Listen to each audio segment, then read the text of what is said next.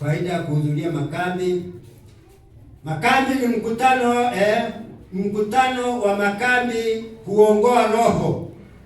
Shuhuda za Kanisa, kile kitabu cha 6 mstari wa ukurasa wa 31, na mnaamini tu kwamba hapo huwa tunaongoa roho, na mara nyingine huwa ubatizo na kuwepo.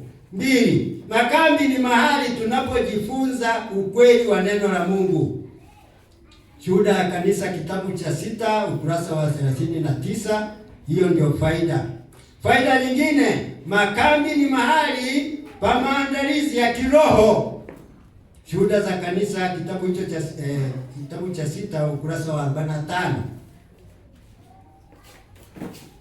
Makambi ni mahali pa maombi na mashauriano.